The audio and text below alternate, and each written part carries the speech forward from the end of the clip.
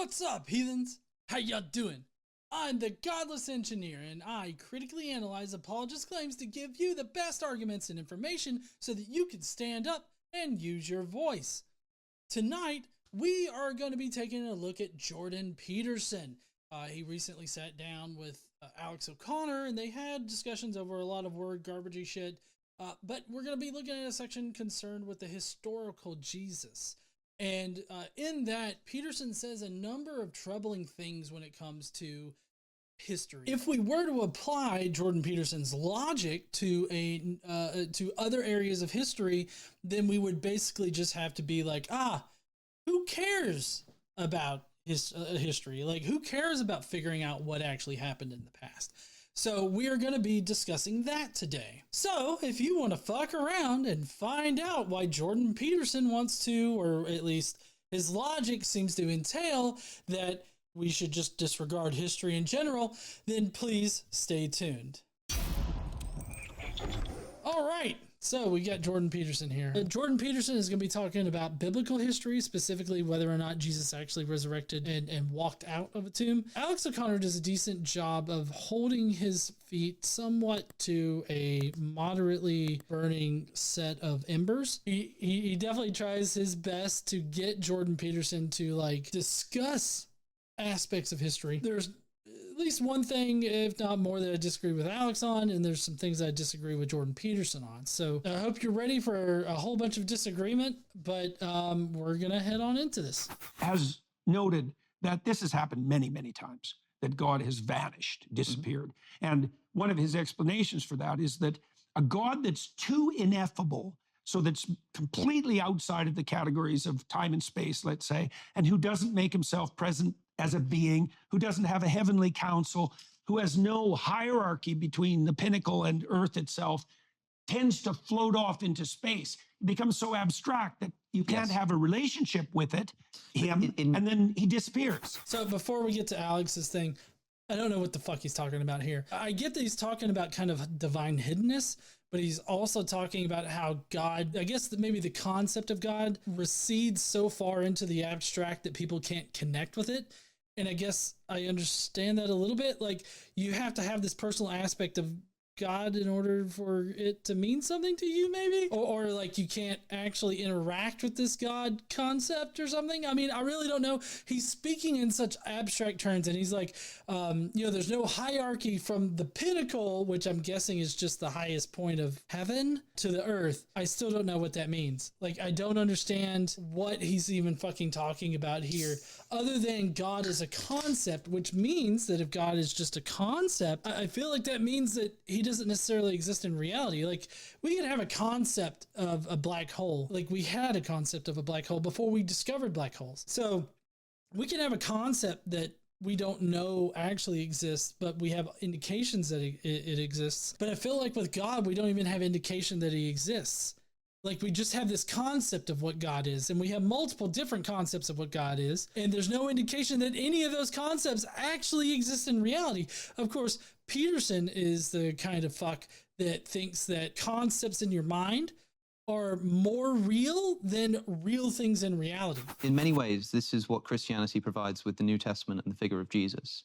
And that's why I think for a lot of Christians, the more important question for you, and the question that they're interested in, and you're quite right that a lot of people are like, I want to get you on my team. Yeah. I have no dog in this fight. I'm not a Christian. Yeah. But I know that a lot of Christians are frustrated when they begin asking about Jesus, who's a much more physical entity, right? It's a real human being. It's someone with flesh and blood. It's someone who's physically crucified by the Romans. It's a very different question. It's very different question. And then is seen as a physical entity, at least according to the canonical tradition, by his disciples after he died. Yeah, so basically Alex describing that Jesus and all the magical things of the Gospels for Christians have to be physical reality, not just concepts, metaphorical truths or metaphysical truths or anything like that. Like, for Christians, these things are reality to them. Like, Like if you could, Alex is gonna describe it here in a little bit, but basically if you could go back in time and visually see shit happening with your eyes, you would see Jesus walking into Jerusalem and all this other kind of stuff, healing the sick, healing the blind and all that other kind of stuff, being crucified, dying, and resurrecting. Like that's what Christians think. Peterson does not subscribe to that, maybe? Let's find out. Yeah. So when somebody asks you, do you believe that that happened?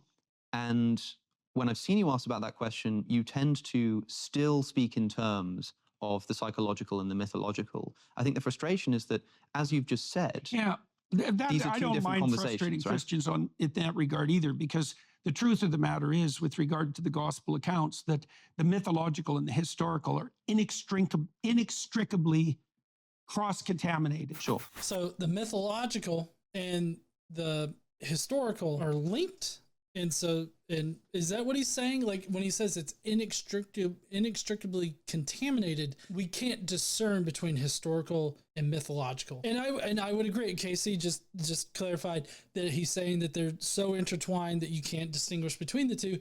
And I would agree, or you can't separate them. I guess I don't know. I don't understand that now. Like the idea that you can't separate mythology from history, because for me, it's pretty clearly defined.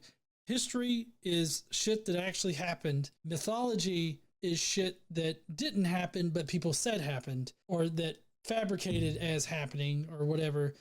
But you would still be able to distinguish between history and mythology, and you could separate them that way. I don't know what it means to be inextricably linked, as if mythology informs history, because that's not how history works. If that's how Peterson, in part of his logic here, thinks history works, he's just fucking wrong, because mythology doesn't inform history. History can be manipulated by people to produce mythology. It's not like a two-way street, right? Mythology doesn't create history. History happens, and then mythology is created later using that history or because of that history. That's just how shit works.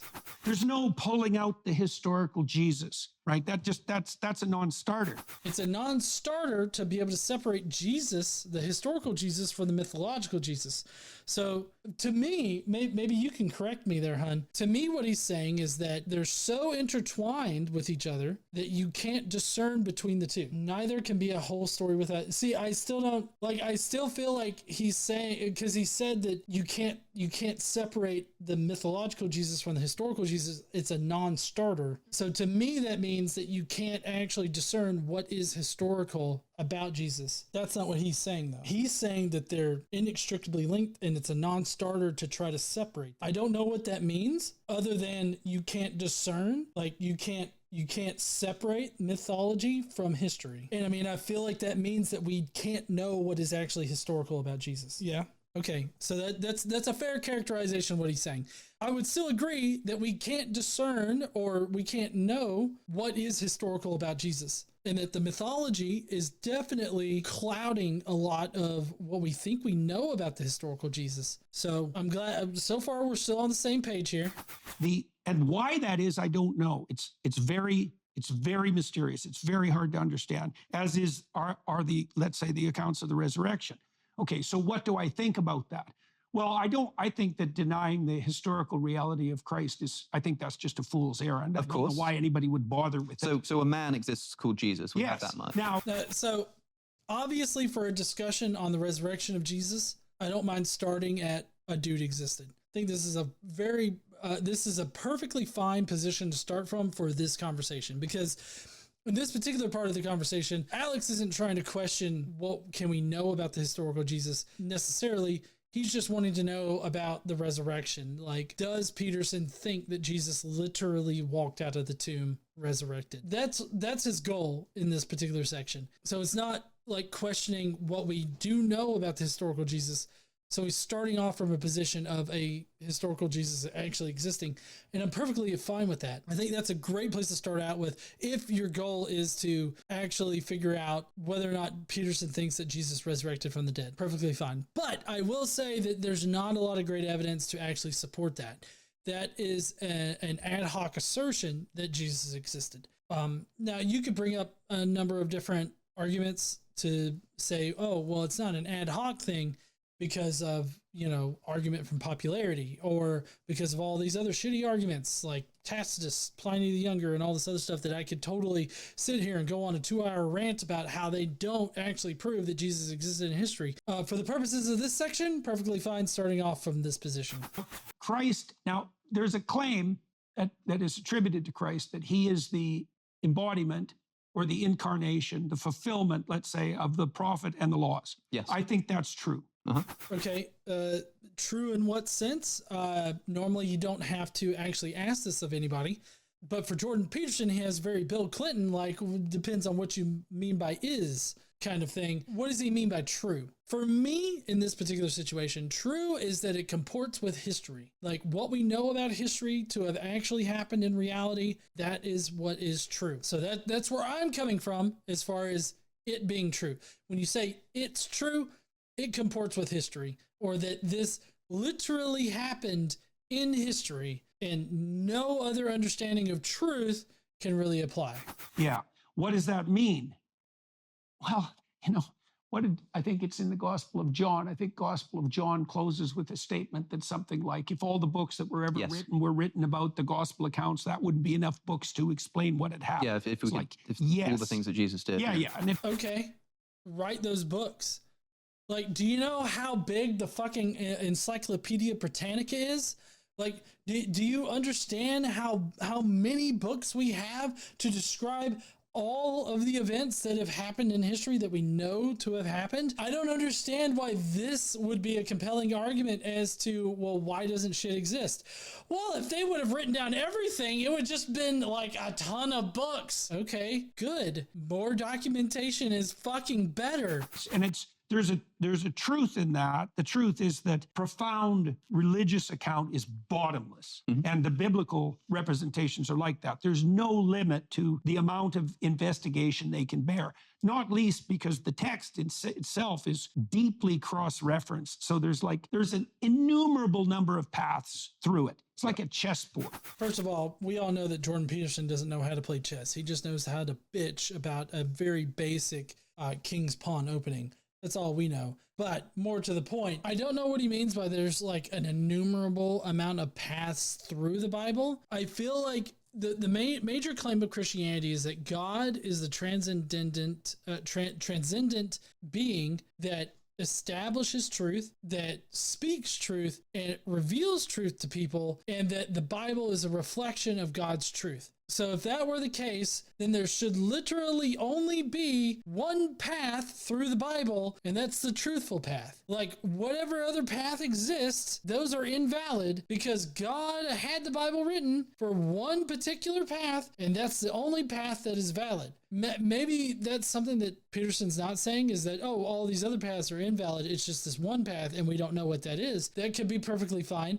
But the fact that he's like, it's like a chessboard with an innumerable amount of chess moves that you can make because of all the different combinations that you can combine it in. I feel like if God really is real, transcendent, and the Bible is representative of God in the ways that the Bible claims that God is represented, then there should be one path. There's one way to understand it. There's one way to take it. There's not multiple ways. So I feel like this is him, again, obfuscating down to where it can literally mean anything. But maybe he's going to correct here in a second. And so it's inexhaustible in its interpretive space. That's true.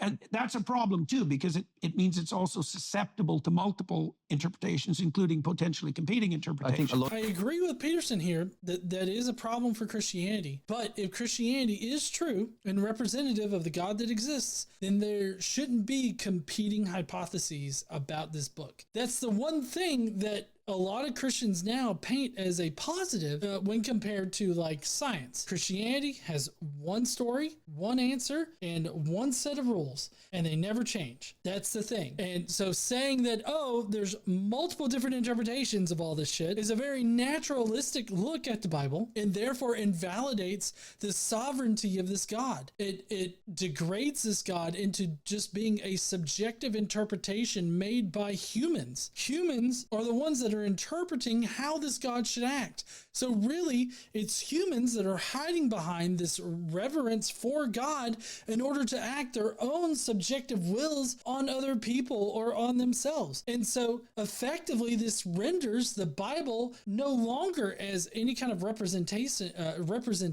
of a transcendent God. It's just a representation of shitty fucking men who wanted to control people at various points in history. I think a lot of people interpret Paul, for example, the earliest New Testament source, as saying that if Jesus did not literally rise from the dead, if there was not a man who stopped breathing and then started breathing again, then your faith is futile and you're still in your sins. That is, Christianity is undermined. Now, that means that, and Paul doesn't say sort of believing that that's false is really bad. He says, if you do not believe this proactively, then your faith is futile. This is actually quite good by Alex's on Alex's part here, because he's again holding Peterson's feet to the slowly burning embers here in the respect of, well, Paul says that you have to literally believe in these things as matters of history, like that you have to literally believe that Jesus died for your sins and all this other stuff. What Peterson, I feel like, is laying down is this very obfuscated view of the Bible, an obfuscated view of Christian theology,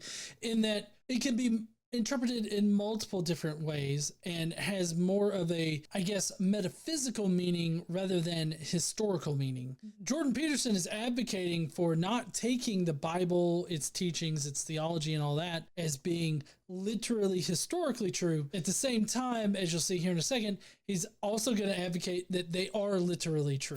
The problem I have with that, if you don't proactively believe that yourself, then I think when a Christian asks you, do you believe in the resurrection of Jesus? Are you a Christian? I think you must be committed to saying no, at least under that interpretation of Paul. And even if you're not sure, I mean, it's fine if I say to you, do you think that a man physically rose from the dead? And you say something like, well, I don't know. I mean, I wasn't there, but I think it has a lot of mythological significance, or I think that maybe it happened in a different sense, or it happened in the sense that good fiction happens, then fine. But it needs to begin with that caveat of the simple sort of, historically speaking, I don't know. And I know you don't like to pull out the historical Jesus from the mythological. That's a good objection. But it's an important question to ask. No, of course. It's a very good objection. So I just did a seminar on the Gospels with a crew of about 8 people, and it was the same crew that walked through Exodus with me with a couple of variations. And we spent a lot of time on the resurrection accounts, for example. And of course, that was the toughest, morsel to chew and digest. Yeah, is it the toughest morsel to chew and digest because it's all bullshit? It's magical fucking Houdini bullshit. He's like, and he's alive again. Look at that, everybody. Suck his dick and get into heaven. I feel like that's the problem, is that is how magical it is. And if you're going to sit there and be like, oh yeah, this is historical, then you have to be like, oh yeah, magic exists. Jesus did magic. He's the magical wizard man, and he existed in history and literally did wizardy shit. That's what you have to sit there and argue for. How can you take someone seriously when they do that? When they start arguing that wizardy shit is real, they start looking like that guy that was on that newsreel or whatever, where he was like, lightning bolt, lightning bolt, lightning bolt, lightning bolt, lightning bolt, lightning bolt, lightning bolt, lightning bolt, and he was throwing pieces of paper at a motherfucker at a cosplay event, and he's like, lightning bolt. Or what about that other guy who was like, yeah, we found a headless body, and we tried to do a necromancy spell, but that uses a lot of glitter. I ran over there because I'm a healing monk to try and help, but obviously my magic wasn't strong enough because the dude's body was missing a head. So my friend decided to try and use a necromancer spell, which didn't work, which I knew it wouldn't.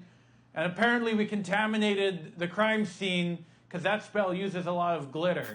That's what you look like to me at that point. Like, if you're going to sit there and be like, oh yeah, sure, magic's real. It's like, oh, well, fucking lightning bolt, lightning bolt, lightning bolt. The thing about the resurrection accounts is that they're all, look, so I could say something like this, which will just annoy people, but it doesn't matter.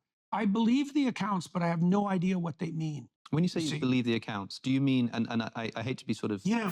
Alex is about to go into a great line of questioning here, but I mean, when you say that this shit is real, I don't know what you mean. Like, I feel like this is Jordan Peterson just riding the fence between Christianity and like a naturalistic interpretation of religions. And he's like perfectly riding it to where the post is directly up his asshole. And he's sitting there and he's like balancing on it. He's like, I really don't know what you mean by it being real in history. Like it literally happened. I don't know what those words mean. And he's sitting there and he's writing it and he's fucking his own ass with the pole.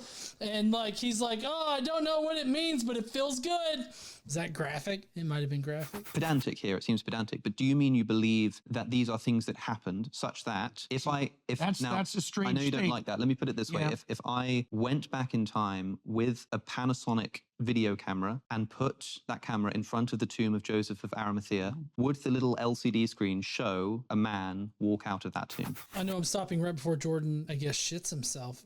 I don't know. The look on his face looks like he's about to pop one off in his pants. But now I've heard from some biblical scholars, well, maybe not biblical, but scholars in general who are friends with other biblical scholars and everything like that. It's a major concern for some of them that the biblical scholars have really weird takes when it comes to this kind of question. The idea that you could take a video camera back and you would definitely see Jesus healing blind people and resurrecting out of the tomb exactly as the Gospels portray it, I guess, depending on which Gospel you read. But like, you would definitely see Jesus resurrecting from the tomb or whatever. So there's that's one reason why I don't trust a lot of biblical scholarship. I really try to do a lot of skeptical like research whenever I'm taking a biblical scholar at their word. I try to make sure I verify, like, if it doesn't sound right, I try to find other people that are saying it and all this other kind of stuff. So, I mean, I'm just saying that like this particular question is a major problem for biblical studies because they literally think that they would film Jesus resurrecting from the dead. A lot of the biblical scholars, they believe that a camera would capture Jesus resurrecting from the dead. So this is a major problem. Let's see how Jordan Peterson handles it. I would suspect yes. So that to me seems like a belief in the historical event of the resurrection, or at least of Jesus leaving the tomb. I fucking agree there, Alex. Yeah. Great. I mean, great. Yes, that's definitely, a historical event happened. That's what you believe. So if Jordan Peterson believes that if you took a video camera back in time and was able to film Jesus's resurrection, that you would actually be able to film Jesus's resurrection, then he definitely believes as a matter of history that Jesus resurrected from the dead magically. That's what he believes. Let's see how he pivots. But my guess is that he's going to add a whole bunch of metaphysical fucking caveats to this that ends up abstracting it out to where it could literally mean anything. Which means that when somebody says, do you believe that Jesus rose from the dead? It doesn't seem clear to me why you're not able to just say, it would seem to me yes. Because I have no idea what that means. I have no fucking idea what that means. I don't know what it means for the resurrection to be historical. I mean, yeah, definitely. If I talk to you about something that happened in history as being historically verifiable and that I could capture it on a fucking camera, obviously I don't know what that fucking means. Like, if I could go back in time and fucking film Robin Hood, and I feel like I could literally capture on camera Robin Hood robbing from the rich and giving to the poor, obviously I don't know what the fuck I'm seeing. Like, how can you sit there as a serious person and be like, I don't know what historically reliable or historically verifiable even fucking means? We all know what that means, Jordan. And neither did the people who saw it. I mean, I suppose let's approach this obliquely. Let's say. Yeah. Let's approach this obliquely. Why don't we? Yes, let's get oblique, Peterson. The miracle of the loaves and the fishes. Yeah.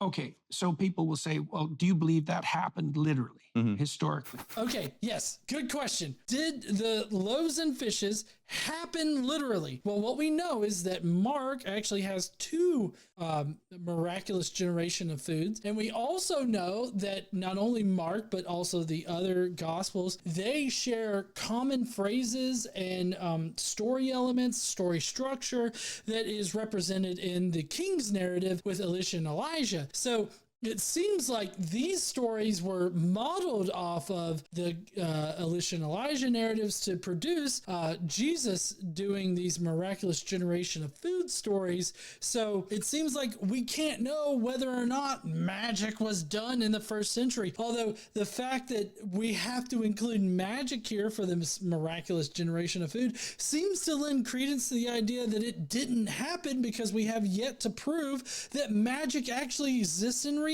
So it seems to me the more likely solution is that the writers of the New Testament, they got the idea from the Old Testament to have Jesus create a miraculous generation of food story, and so they built a story around that. Subsequent gospel authors took the original two stories, merged them into one, because that's how it was meant to be from the start, and then they fabricated facts around that story in order to make it work. Like, that is just how storytelling happens and how stories are constructed. So that seems to be like the more likely solution for that. But let's see what Jordan Peterson says. It's like, well, yes, I believe that. It's okay. Okay, what do you mean by that? That you believe that? Oh my God, this is so fucking pedantic. Like, if I ask somebody, do you believe this? And they go, yes, we don't then have a extended discussion over what it means to believe something. Like, it's very obvious that I'm asking you, do you believe that this happened in literal fucking history? Jesus literally multiplied fishes out of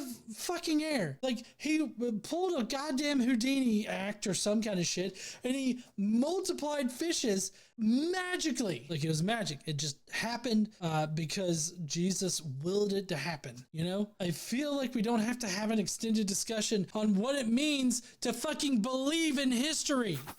Exactly. Yeah. So you tell me, you're there in the way that you described. Right. And what do you see? What are the fish what do you doing see? Yeah. exactly?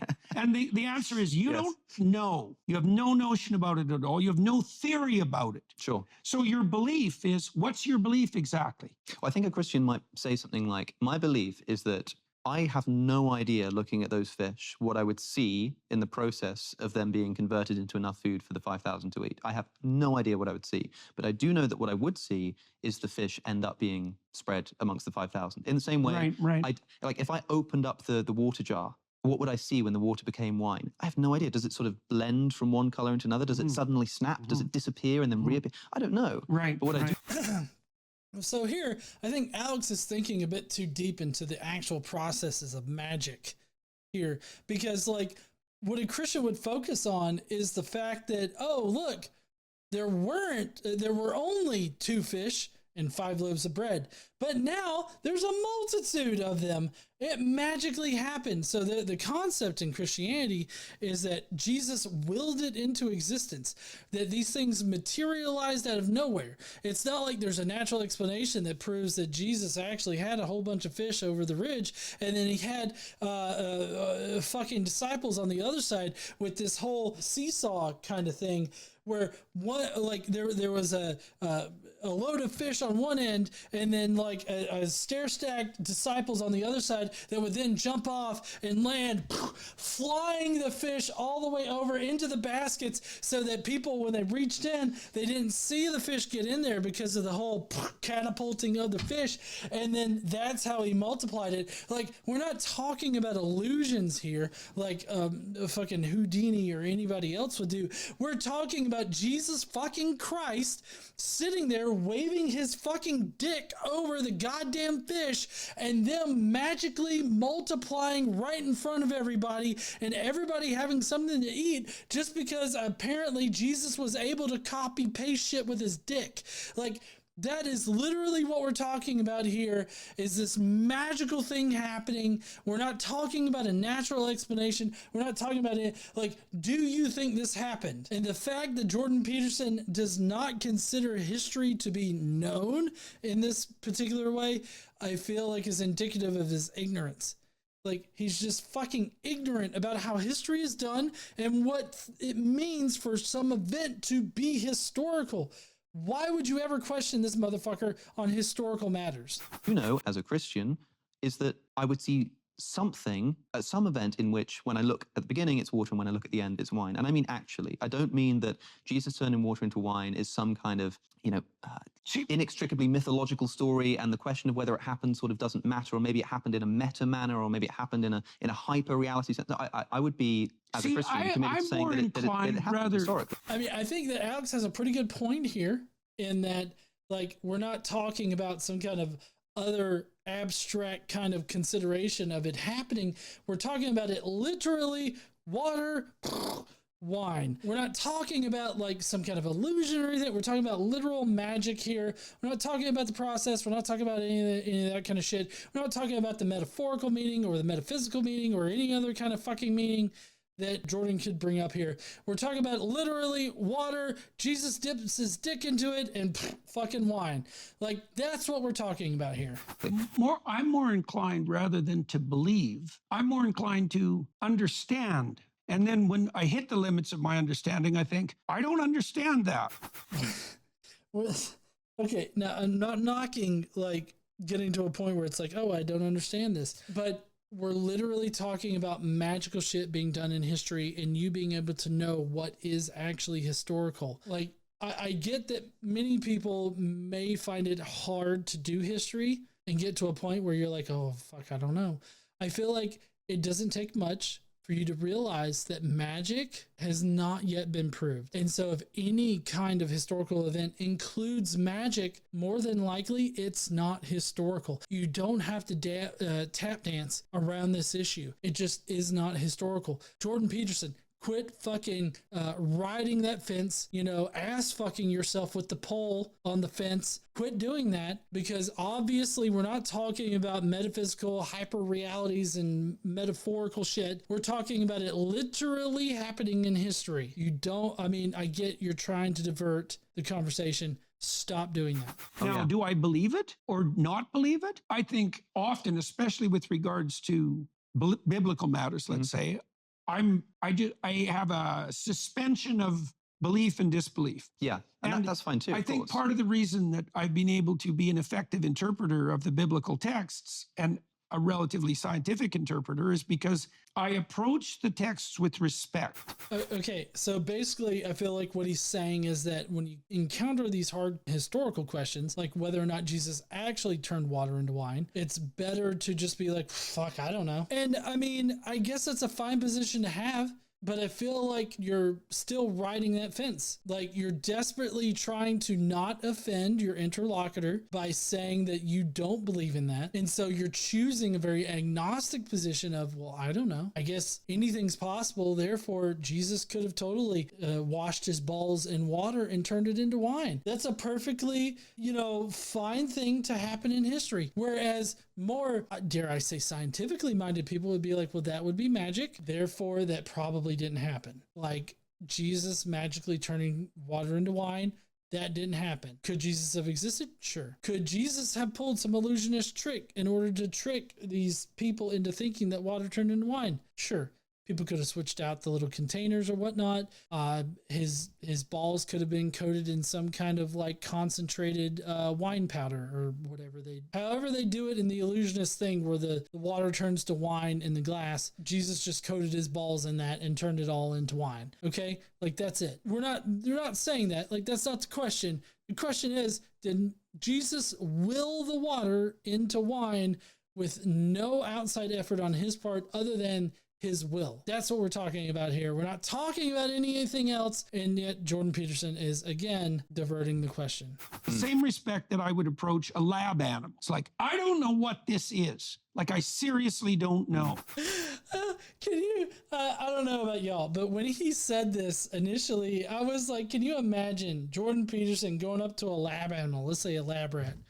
Lab rat's in the cage, and Jordan Peterson's like, what is this? I have no idea what this rat-shaped object is. It's scurrying around like a rat, but I don't know that it's a rat. And I mean, if it's a situation where like maybe the rat is a shapeshifter or something, like, yeah, I guess it possibly could be not a rat. But I feel like if you're looking at a lab animal and the lab animal sounds, looks, walks, the coloration and all that is like an animal, you know, I feel like you're not sitting there like, what is this? How are you confused by a lab animal?